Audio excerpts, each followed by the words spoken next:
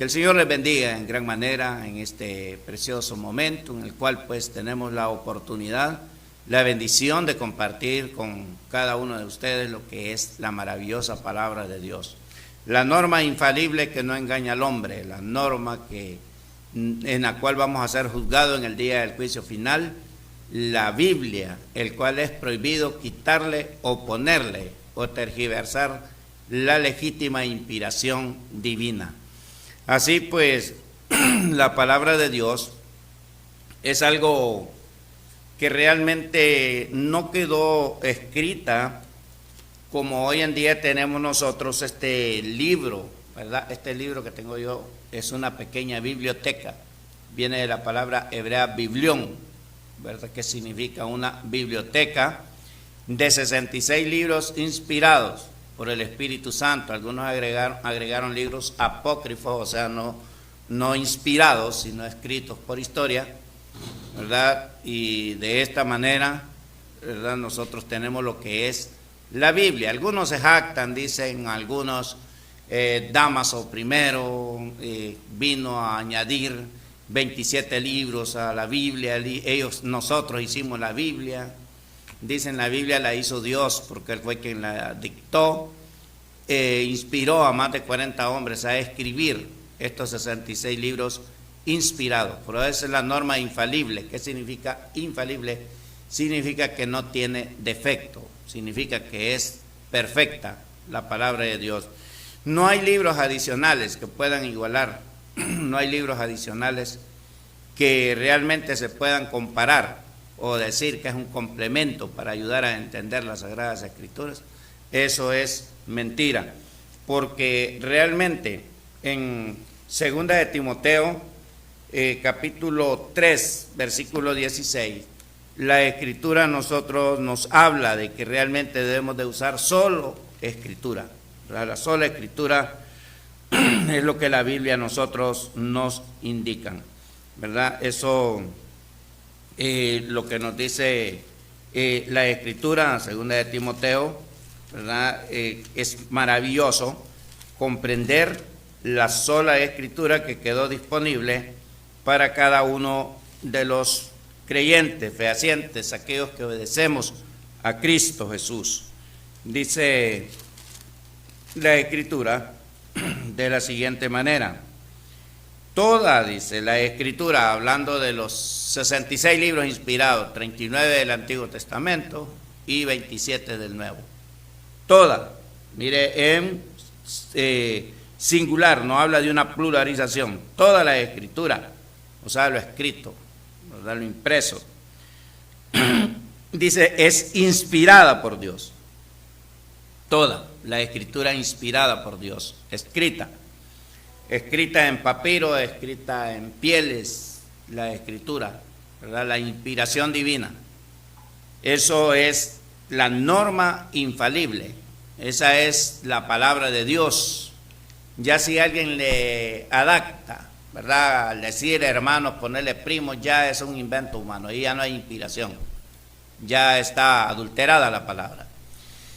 Que alguien le ponga, por ejemplo, en Colosenses 1:16, por él han sido hechas todas las otras cosas. No existe ningún manuscrito antiguo que diga las otras cosas. Dice que por Cristo fueron hechas todas las cosas.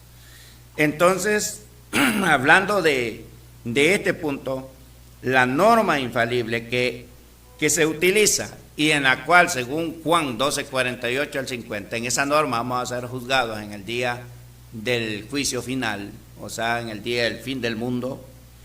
Toda la Escritura, a través de ella vamos a ser juzgados, es inspirada por Dios. Por eso, ¿verdad? Dice aquí, es útil para enseñar, para redarguir. Redarguir es convencer.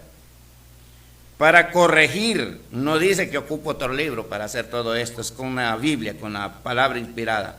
Para instruir en justicia, ¿verdad? La palabra de Dios es útil para convencer, corregir, instruir en lo correcto. ¿Cuál es el fin? De que el hombre de Dios sea perfecto, enteramente preparado para toda buena obra. ¿Para qué necesito yo en la vida un libro adicional?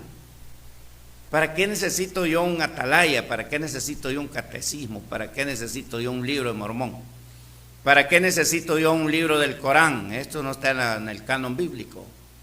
¿Para qué necesito yo un libro de Buda? ¿Para qué necesito otros libros yo escritos por filósofos de este mundo? Son humanos, son falibles. Todas las escrituras humanas son falibles, o sea, con defectos, desperfectos. Dicen algunos, los traductores se equivocaron también en la escritura. Ese es problema ya de los traductores y también problema de nosotros y no indagamos.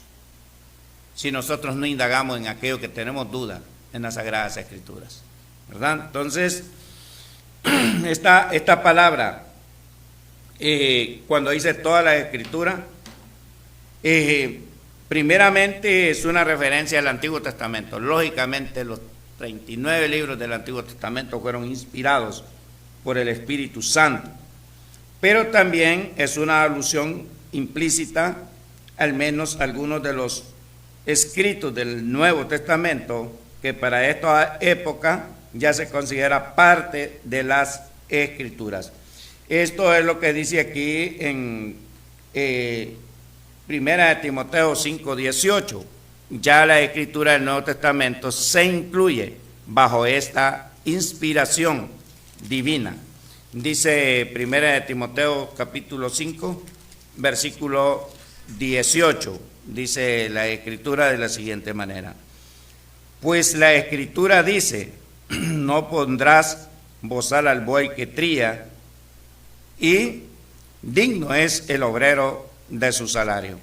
Aquí la Escritura, esto lo dice en el Antiguo Testamento y lo dice bajo el Nuevo Testamento. La inspiración hace referencia al Antiguo y Nuevo Testamento, por eso es que las dos, tanto el Antiguo como el Nuevo Testamento, son escritura inspirada por Dios, ¿verdad? Esto es muy importante que nosotros lo comprendamos. Es inspirada por el Todopoderoso. Segunda de Pedro 3:15 también nos habla de esta inspiración, ¿verdad?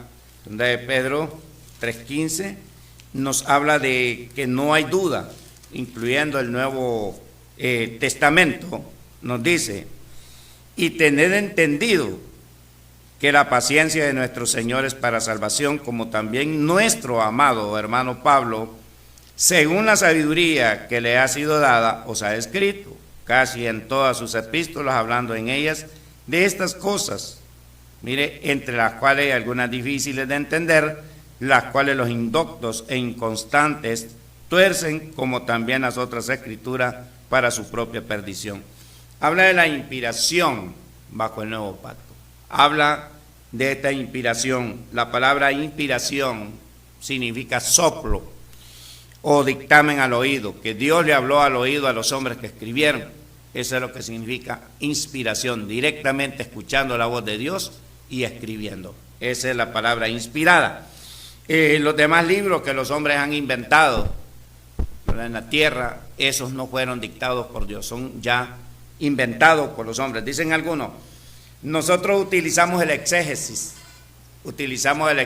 bíblico, nosotros utilizamos la hermenéutica, ¿verdad?, que eso va al estudio de la palabra de Dios, de acuerdo, pero no podemos nosotros quitarle ni ponerle, sino indagar.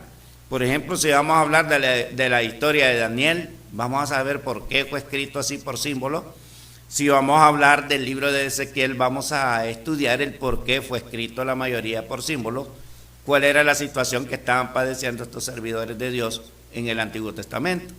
Si hablamos del Apocalipsis, vamos a hablar el por qué fueron escritos estos libros por símbolos, ¿verdad? Entonces, todo requiere un estudio, una investigación, porque la palabra de Dios se lee, se estudia, se medita y se practica. Una meditación no es lo mismo que una predicación. La meditación viene después de la predicación. Puede ser corta o puede ser larga, ¿verdad? Por eso es que algunos le llaman a las predicaciones, le llaman meditación, porque la predicación produce meditar, analizar, ¿verdad?, aquello que nosotros hemos escuchado. Entonces es muy importante ver las Sagradas Escrituras y tener en cuenta esto, ¿verdad? Lo que es la inspiración divina, ¿verdad? La traducción, ¿verdad? Inspirada por Dios es la traducción de una palabra griega, teknestos, ¿verdad? Que no figura en ningún otro texto griego, ni bíblico ni extrabíblico, ¿verdad? Anterior. Esta carta, por lo tanto, se ha sugerido que Pablo acuñó este punto, este término, a partir de las palabras que significan Dios o inspirado, lo que es ciertamente posible. El término destaca el origen divino y la autoridad de las Escrituras, todas las Escrituras. Aquí tenemos, mis amados hermanos, esta información. La gente quiere tergiversar, quieren acuñar algo otros libros, quieren meter algo otros libros para darle crédito, ¿verdad? Para darle crédito a sus propias doctrinas falsas en este mundo, pero no es así, ¿verdad? No es así. Nosotros con la ayuda de Dios pues indagamos. Por ejemplo, algunos dicen, el día de Pentecostés fue derramado, hablando de las Escrituras, el día de Pentecostés, allá en Hechos capítulo 2, fue el derramamiento del Espíritu Santo, lo promete Cristo en Hechos 1:8, en Juan 14, en Juan 16. Se derrama el Espíritu Santo solamente sobre los 12, sobre los apóstoles, ¿verdad? De nuestro Señor Jesucristo. Ahí estaba María, pero no dice que sobre María se derramó, ni sobre ninguna otra persona, sobre los 12. Ahí dice, lea con cuidado Hechos capítulo 2, desde el capítulo 1 puede leerlo.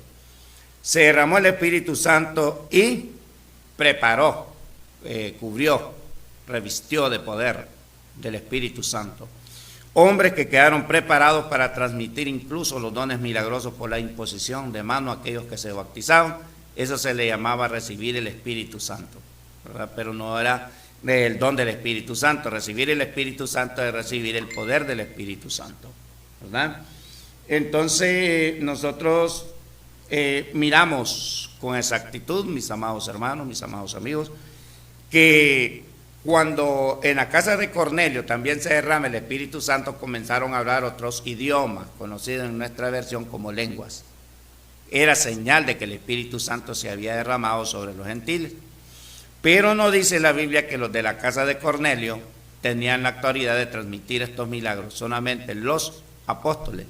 Y en Apocalipsis 21:14 se habla de esa autoridad que tenían los apóstoles, porque los que estaban predicando,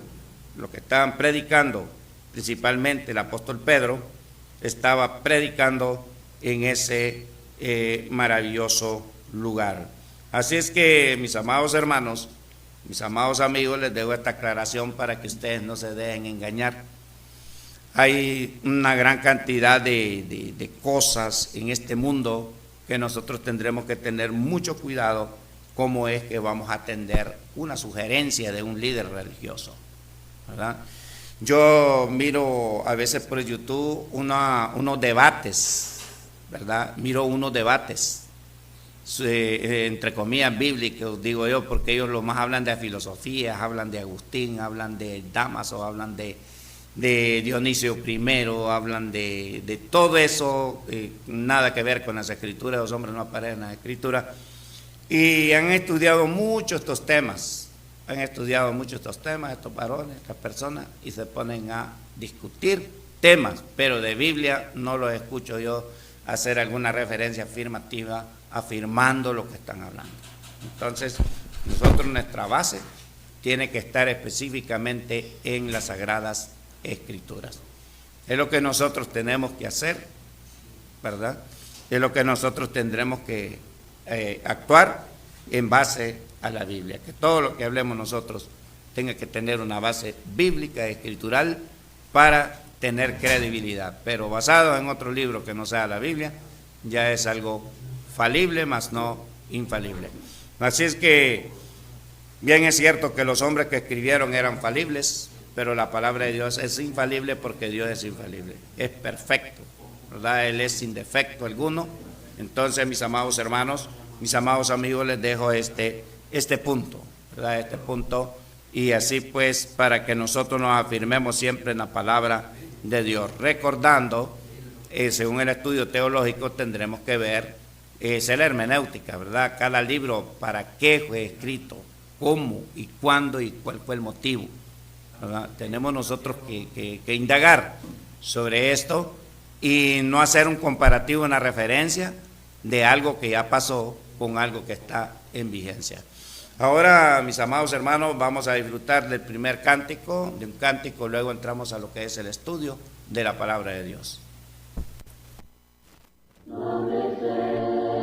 Nuestro Padre es un faro en su brillar, Él nos cuida y nos protege con las luces de alta mar. Mantener el faro ardiendo, arrojar su luz al mar, que si hay náuseas pereciendo, los podréis así salvar. Reina noche de pecado, rubia y la negra mar, almas hay que van buscando esas luces de alta mar. Mantener el faro ardiendo, arrojar su luz al mar, que si hay náuseas pereciendo, los podréis así salvar. En tu lámpara encendida, de la tempestad habrá algún náufrago perdido, y tu luz le salvará. Mantener el faro ardiendo, arrojar su luz al mar, que si hay náuseas pereciendo, los podréis así salvar. Amén. Estamos parados sobre tierra santa, y yo sé que los ángeles nos rodean. Alabemos juntos a Cristo ahora. Estamos parados en la presencia del Señor. We are standing on holy ground, and I know that there are angels all around. Let us praise Jesus now. We are standing in His presence on holy ground.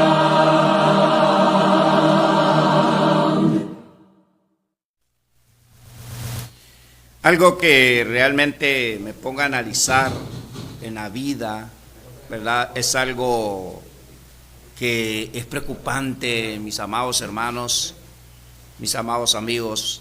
La vida en sí, ¿verdad? La vida por sí misma es suficientemente difícil, ¿verdad? La vida en sí por sí misma es suficientemente difícil, sin ninguna fuerza externa, ¿verdad? Arreglando las cartas, como quien dice, enderezando nuestro camino. La vida es difícil. No obstante, desafortunadamente, hay una fuerza externa gobernando en contra de nosotros dentro de las páginas del Santo Escrito. Esa fuerza externa es identificada por una variedad de designaciones, pero probablemente la mejor conocida y más ampliamente es usada es este nombre, Satanás. La manera como el enemigo está obrando, la manera como el enemigo está quitando vidas, ¿verdad? En esta tierra es impresionante. Él utiliza en este mundo las drogas, él utiliza en esta vida temas como la evolución, como el ateísmo, ¿verdad?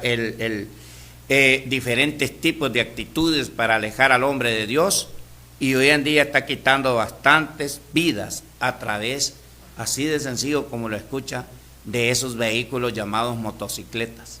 En el diario vivir son cantidades de personas que mueren. Cuando viene el tiempo de que las motocicletas se hicieron populares, ¿verdad?, en las naciones, se hizo popular también los accidentes y los problemas y las muertes de muchas personas. Recuerdo cuando en mi infancia, yo recuerdo que alguien que tuviera una moto en aquel tiempo tendría que tener buen recurso económico. La ocupaban para vender pan. Recuerdo yo, en aquellos tiempos iban a las montañas en unas Yamaha Enduro, en unas Yamaha 250 de 4 tiempos también, y existían solo marcas reconocidas, marcas de buen prestigio, ¿verdad? La Yamaha, existía también ¿cómo se llama?, la Kawasaki, ¿verdad? Existían otros tipos de motocicletas, existían la Honda también, son marcas antiguas, pero ese montón de marcas de hoy en día de que salen en las motocicletas de los chinos, eso nosotros no lo conocíamos. Hoy en día cualquiera puede tener acceso a una motocicleta con un poquito de dinero, porque hay facilidades, como pagar una motocicleta, y todo el mundo se alegra y dice es una bendición, pero para eso tiene que orar antes de salir, ¿verdad?, pidiéndole a Dios la dirección, porque si anda de loco pierde la vida rapidito. Y es lo primero que le viene a la mente a la juventud, principalmente, andar loqueando en esas máquinas, ¿verdad? Entonces, eso pues el enemigo también ha tomado, según veo, ha tomado bastante, se ha inmiscuido bastante en esa situación, ¿verdad?, para quitar vidas, gran cantidad. Yo anduve mucho tiempo en bicicleta. Yo fueron poquitas las veces que tuve algunos pequeños accidentes y no me sucedió nada. Anduve también un tiempito en motocicleta, la eliminé de mi vida porque también estaba sospechando que era peligroso, ¿verdad?, para mí esa situación. Entonces, el enemigo, como le estaba comentando al inicio, la vida por sí misma es suficientemente difícil, ¿verdad? Bien difícil, sin ninguna fuerza externa, o sea, ayudándonos, sin alguien ayudándolo. Luego se hace el énfasis que hay una fuerza externa también, molestando, destruyendo, descontrolando, desordenando a las personas. Desde el primer libro de la Biblia hasta el último libro de la Biblia, la mención de este ser maligno llamado Satanás, ¿verdad?, este ser que solo se dedica a la maldad, es mencionado, mis amados hermanos. Pero exactamente quién es el diablo o Satanás, ¿verdad?, quién le ha establecido como el enemigo fervoroso y diabólico de Dios y de la humanidad, porque Satanás no es amigo de nadie. Todo lo que él da es para perdición en este mundo. Entonces, ¿por qué el diablo es enemigo mío? ¿Por qué es enemigo de la humanidad, de todos los seres humanos? Porque en su problema que tuvo de querer superar a Dios en el cielo, él fue derrotado, ¿verdad?, perdió todo y viene con furia, fue lanzado a un lugar de castigo en la tierra, y ahora él quiere perder a la humanidad porque somos hechos de imagen y semejanza de Dios. El enemigo sabe que hacer perder la vida a una persona para Dios, eso le duele, porque Dios es bueno. Entonces el enemigo es lo que está trabajando en esta tierra para destruir muchas almas que se vayan sin Cristo, sin fe y sin esperanza. A mí me estaban hablando de lo que era las actitudes biométricas, ¿verdad?, las actitudes biométricas con referencia al ser humano, que hoy en día pues el ser humano va a ser controlado, se llama el nuevo orden, ¿verdad?, por la biometría. O sea, el punto del estado biométrico, el nuevo orden biométrico, es que a usted le van a escanear todos sus datos y va a quedar almacenado, va a quedar controlado. Cuando a usted lo enfoquen con una cámara de las autoridades, inmediatamente ahí va a salir usted rapidito, como un QTR, ¿verdad?, rapidito, va a salir todos sus datos y se va a saber quién es usted. ¿O quién soy yo? Me decían a mí, ¿no será eso una persecución contra la iglesia? Nada que ver con la religión esto. Ya que la tecnología está bien avanzada, pues las autoridades quieren tomar estas actitudes para identificar al delincuente o a la persona que anda correcta, como dice la Escritura. El que anda por lo correcto, no hay ningún problema que a mí me tengan registradas las autoridades en todos los aspectos. Yo no tengo ningún problema, ¿verdad? El que anda en malos pasos, sí tiene miedo. El que anda, si alguien anda incorrecto, o si alguien le han filtrado en la religión, que es una marca, ¿verdad? En el aspecto religioso, eso no es ninguna marca, ¿verdad? No es ninguna marca. Eso es para tener control. Incluso los políticos van a usar mucho esto. Pero también existe el riesgo del almacenamiento y cifrado de datos biométricos, ¿verdad? Que incluyen posibles infracciones que provoquen acceso no autorizado o robo de información personal confidencial. Existe este problema, se almacenan todas esas millones de informaciones de cada persona en esta tierra. Puede haber un problema, ¿verdad? Incluso puede recibir hasta una falsa acusación, puede recibir una persona un daño por tenerlo ahí, que alguien le haya robado la información, incluso en sus cuentas que tenga en los bancos, etcétera, y usted puede ser dañado. Entonces es una arma de doble filo, que la tecnología en este mundo lo va a hacer, ¿verdad? Lo va a hacer y yo creo que en algunos países ya está en acción eso. Yo me fijo en la tecnología que usan los israelitas. Hoy en día las guerras casi no son con misiles ni con bombas grandes. Primeramente va la guerra electrónica, hay aviones, hay máquinas especializadas para la guerra electrónica que confunden los códigos que detectan un bombardeo para interceptar los misiles que lanzan otros. Hay un antiaéreo, ¿verdad? La fuerza antiaérea, ¿verdad? En otros países, basados en códigos que ellos identifican aquel misil, entonces lo destruyen en el aire. Pero está la guerra electrónica, que también mandan a esas otras máquinas que interceptan, mandan códigos falsos y la descontrolan y la hacen disparar al aire. Eso fue lo que hizo Israel con Irán y en otros países del mundo. Entonces, esta situación va admirable, así como admiramos nosotros los teléfonos celulares que no hace mucho aparecieron en la tierra, van a haber otras cosas que van a ser admirables, ¿verdad? Ahí aparecen de adelantado las guerras con láser, con rayos láser. Ya hay armas láser en otros países.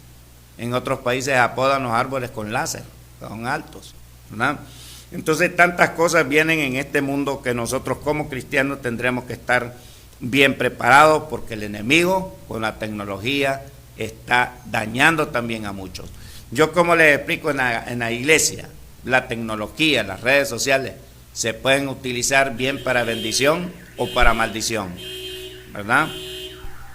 Pueden ser utilizadas para una de dos cosas, bien para bendición o para maldición, porque a través de las redes yo puedo hacer una llamada para un incendio, una emergencia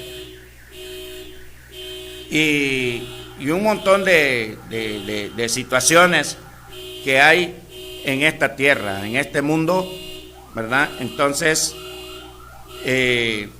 tendremos nosotros que siempre agarrarnos de Dios, pedirle sabiduría y ver de qué manera el enemigo está trabajando en esta tierra. Porque yo me fijo que el consuelo de algunos niños, padres de familia, lo que le compran es una tablet para que estén mirando el internet, ¿verdad? Los niños hoy en día su tiempo lo dedican al teléfono celular, duermen con él, ¿verdad? Duermen con él, amanecen con él, pasan todo el tiempo con él, cautivo su mente y su corazón en eso. Entonces miremos cómo el enemigo está trabajando. Es enemigo de la humanidad, enemigo de Dios, y él quiere meter confusión de una u otra manera en este mundo.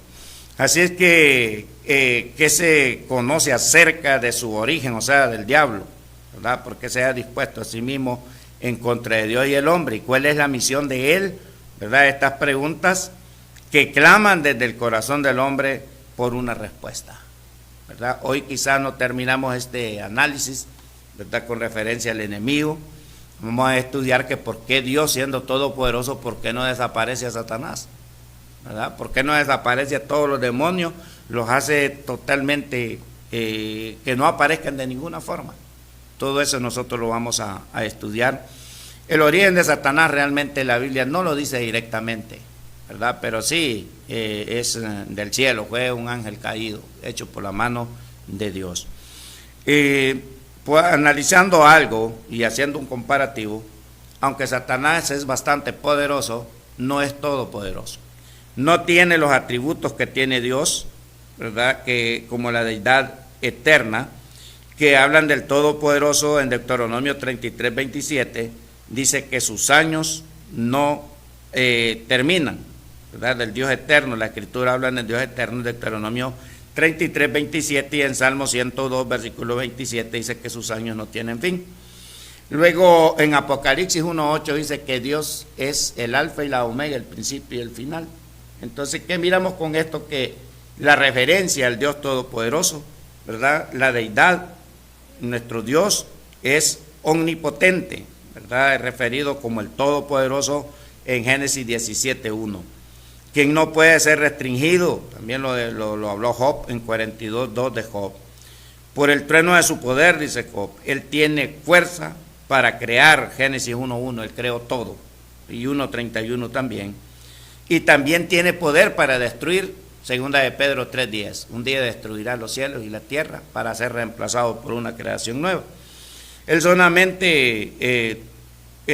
solamente contiene el poder para infundir vida, el Señor. Él es el único. Y para levantar los muertos, para resucitar, Efesios 1:20, la deidad es también omnipresente.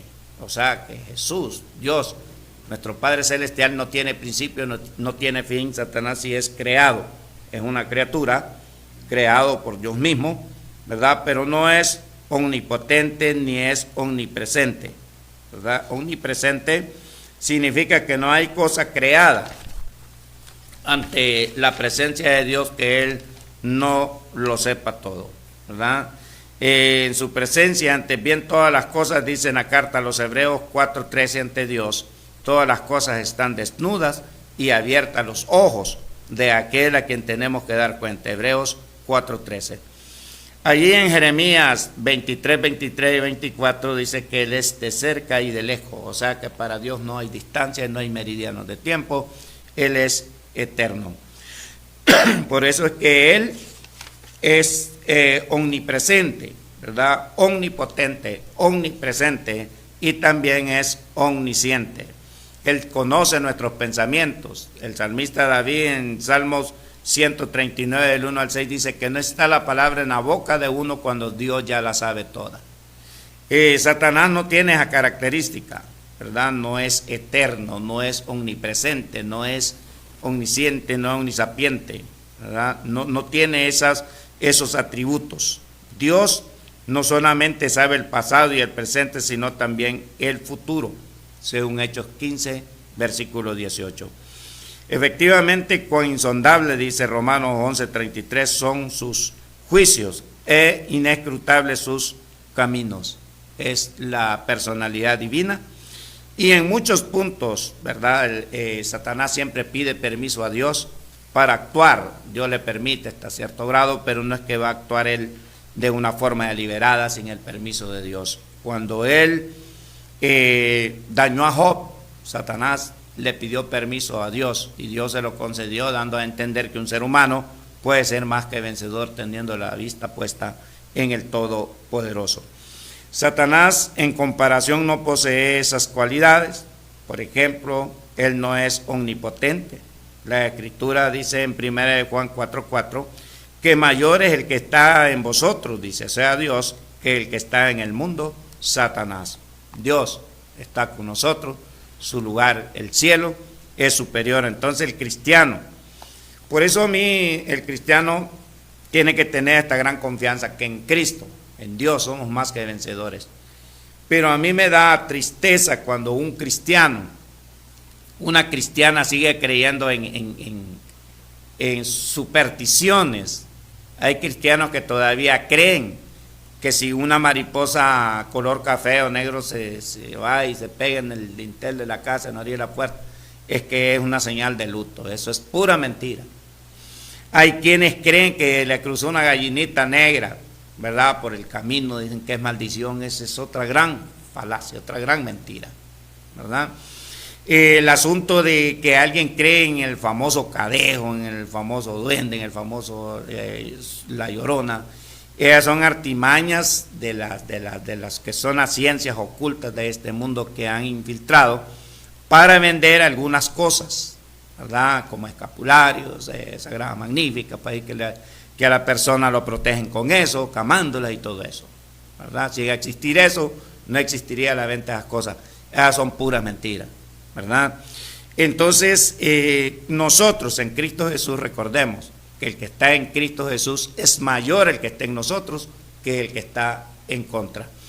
Entonces, miremos nosotros, que es cierto, el mundo espiritual, Efesios 6:12 habla, ¿verdad?, de ese mundo, pero no en la manera que lo plantean otras religiones, ¿verdad?, no en esa manera.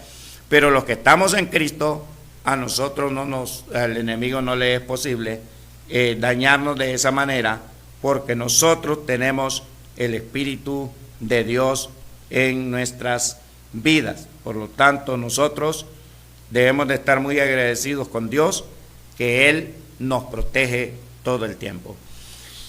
Allá en Lucas capítulo 22, versículo 31, habla, ¿verdad?, que Cristo le declaró a los discípulos: Satanás le dijo a Pedro, os ha pedido a vosotros para zarandearos, ¿verdad?, como a trigo.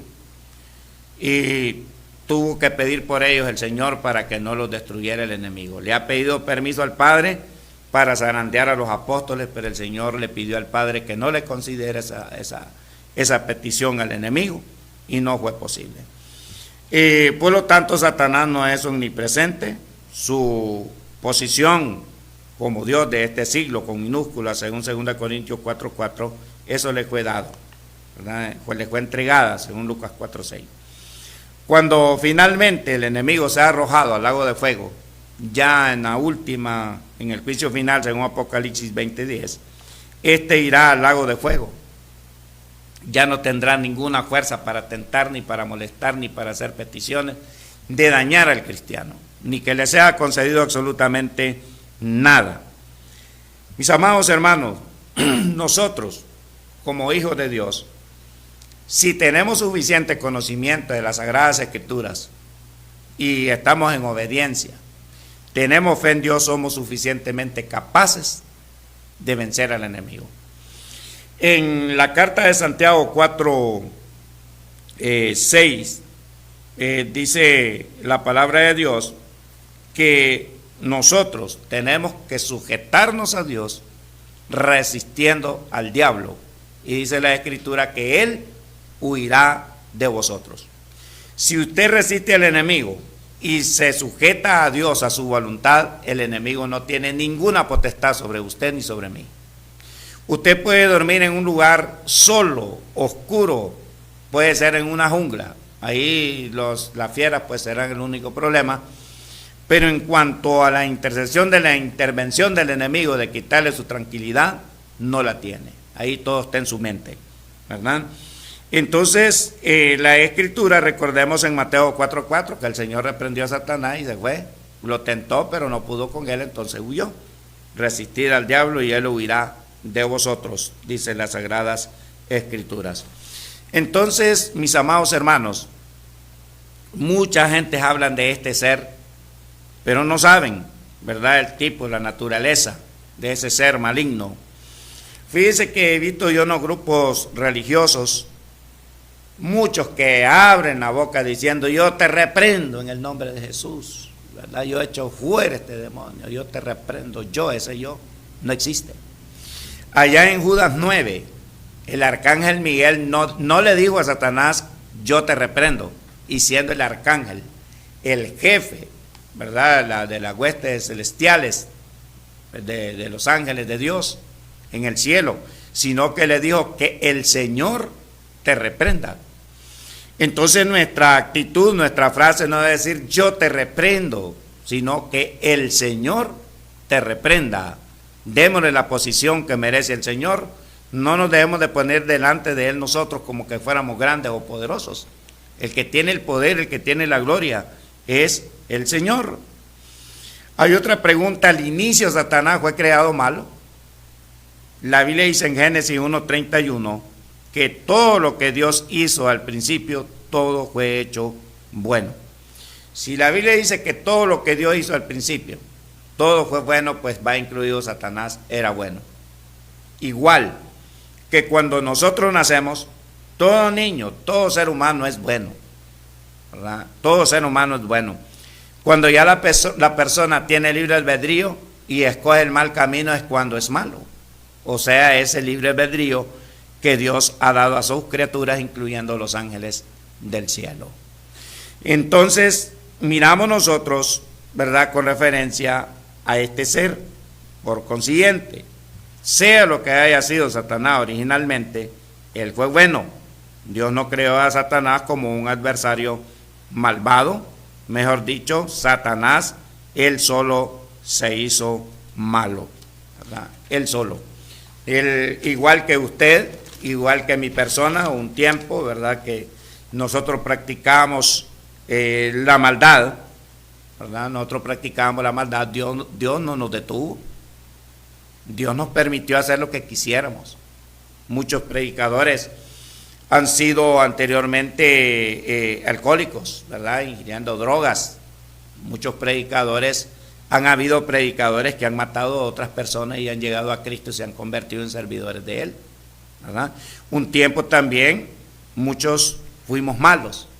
Decidimos, nacimos buenos, nos hicimos malos, pero ya en Cristo Jesús tratamos de hacer el bien. El tiempo que Dios nos da de vida, tratamos de hacer el bien. Así le sucedió a Satanás. Satanás fue hecho bueno, pero él decidió hacerse malo y se quedó malo por siempre, ¿verdad? Entonces, el enemigo está en esta tierra, ¿verdad? La maldad, ¿verdad? El enemigo está en esta tierra y tienes enemistad con nosotros los cristianos, los hijos de Dios, y con toda la humanidad. Nadie en este mundo, ¿verdad?, es amigo de Satanás. Él lo engaña diciéndole que es su amigo, pero no. Por ejemplo, el enemigo puede confundir a la gente con el factor dinero, con la carne, ¿verdad? Lo puede confundir con muchas cosas, pero es para destrucción. Muchos dicen, yo que tuve una bendición, dicen algunos que me gané 1 millón. Cuando se gana 1 millón, lo invierte y quieren ganarse otro millón, total que se olvidaron de Dios, se enfermaron y el dinero quedó para otros cuando se murieron. El enemigo lo hizo perder su alma, lo hizo apartarse del Señor, ¿verdad? Y de esa manera él pues perdió por no agarrarse de Dios y que tuviera un control de la fuerza divina.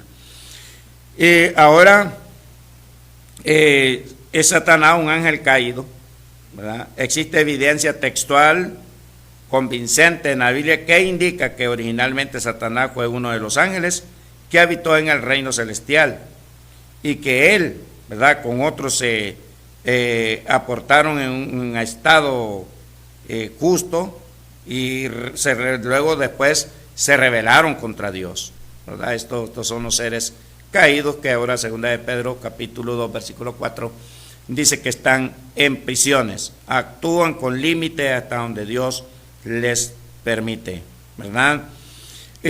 También tenemos nosotros, ¿verdad?, algo muy importante, que realmente el enemigo, siendo tan dañino, tan malvado, incluyendo en la época primitiva,